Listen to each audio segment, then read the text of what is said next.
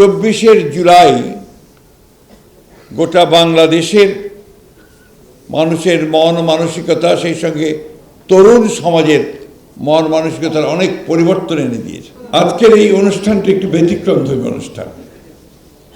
আমরা সাধারণত রাজনৈতিক দলের অনুষ্ঠান যেটা করি, আমরা বক্তৃতা করি, স্লোগান দেই, হাততালি দেই এবং আপনার অত্যন্ত উত্তেজনা সৃষ্টি করি, তার মধ্যে দিয়ে আমরা শেষ করি। আজকের এই অনুষ্ঠানটি যে শুরু হচ্ছে, এটি আমাদের ভারপ্রাপ্ত চেয়ারম্যান জনাব তারেক রহমান সাহেবের তার নিজস্ব চিন্তাভাবনা থেকে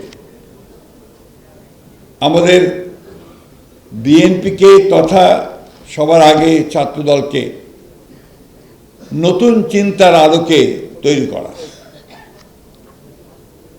এটা একটা সৃজনশীল চিন্তা এবং একটা কথা আমাদের সবসময় মনে রাখতে হবে যে 24 জুলাই গোটা বাংলাদেশের মানুষের মন মানসিকতা, সেই সঙ্গে তরুণ সমাজের মন মানসিকতার অনেক পরিবর্তন এনে দিয়েছে। এখন সবাই পরিবর্তন চায়, পরিবর্তন সর্বক্ষেত্রে চায়, রাষ্ট্রের পরিচালনার ক্ষেত্রে চায়, আমাদের চিন্তাভাবনার মধ্যে চায়।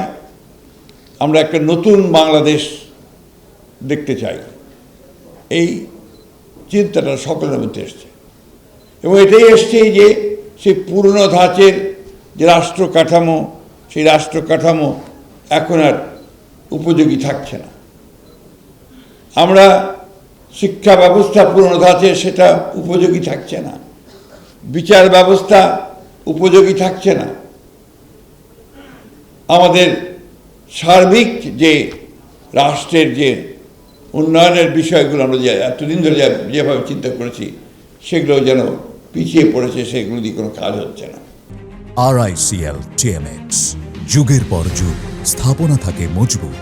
ফ্যাসিস্ট আওয়ামী লীগ সরকার এই 15 বছরে তার দুঃশাসনের মধ্যে দিয়ে এই কাজটা করে গেছে, বাংলাদেশের সমস্ত প্রতিষ্ঠানগুলোকে ধ্বংস করে দিয়ে গেছে। এই প্রতিষ্ঠানগুলোকে আবার নতুন করে গড়ে তোলা, দেশকে গড়ে তোলা, এই চিন্তাই আমাদের নেতা জনাব তারেক রহমানকে আলোড়িত করেছে এবং তিনি দীর্ঘদিন ধরে আমাদের যারা বিশেষজ্ঞ আছেন, এমনকি যারা মাঠ পর্যায়ে কর্মরত আছেন, কাজ করছেন বিভিন্ন ক্ষেত্রে, তাদের সঙ্গে বিভিন্ন আলাপ আলোচনার মধ্য দিয়ে তিনি কতগুলো পরিকল্পনা জাতির সামনে তুলে ধরছেন এবং এই গুরু দায়িত্বটা, এই পরিকল্পনার এই কথাগুলো, এই কর্মসূচিগুলো জনগণের কাছে পৌঁছে দেওয়ার যে একটা বিশাল দায়িত্ব, এই দায়িত্বটা তিনি প্রথমেই ছাত্রদলকে দিচ্ছেন এবং এরপরে পর্যায়ক্রমে অন্যান্য অঙ্গ সংগঠন এবং বিএনপিকে দেওয়া হবে। এই বিষয়টা কিন্তু বিএনপি রাজনীতিতে নতুন, কারণ আমরা যেটা জানি যে নির্বাচনের পূর্বে একটা ম্যানিফেস্টো তৈরি করা হয়, সেই ম্যানিফেস্টোতে আমরা কি কি কাজ করব ভবিষ্যতে দেশের জন্য আগামী 5 বছরে, সেই ম্যানিফেস্টো তুলে ধরা হয়। এখানে তার পূর্বেই যারা এই রাজনীতি করবেন, যারা জনগণের কাছে যাবেন, যারা দেশকে গড়ে তুলবার কাজ শুরু করবেন, তাদেরকে তিনি দীক্ষিত করে তুলবার কাজটি শুরু করেছেন।